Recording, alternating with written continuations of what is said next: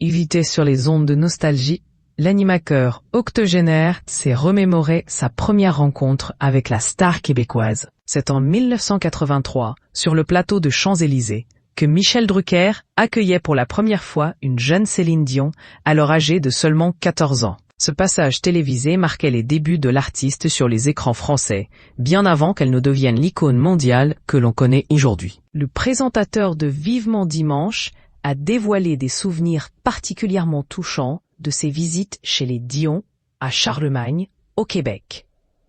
Ils étaient 14 dans la famille et ils avaient du mal à joindre les deux bouts, a confié Michel Drucker, soulignant ainsi la pauvreté dans laquelle grandissait la future star. L'animateur a notamment partagé une anecdote poignante sur les conditions de vie de cette nombreuse famille. Dans la petite maison de Charlemagne, que Céline Dion m'a fait visiter, le soir, ils enlevaient les tiroirs des commodes, a-t-il raconté, avec émotion. Face à Jean-Luc Reichmann, il a poursuivi en expliquant comment la famille improvisait pour loger tous les enfants.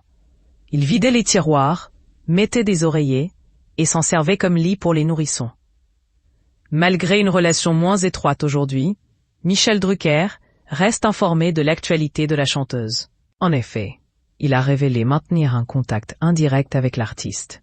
J'ai des nouvelles par son attaché de presse, a précisé le présentateur vedette.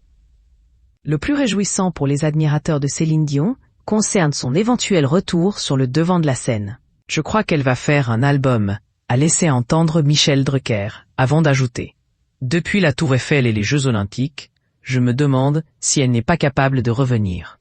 Ces propos laissent présager une possible renaissance artistique pour la diva québécoise qui traverse, depuis plusieurs années, des épreuves personnelles et de santé particulièrement éprouvantes. Cette confidence de Michel Drucker illustre parfaitement le parcours extraordinaire d'une artiste partie de rien pour atteindre les sommets.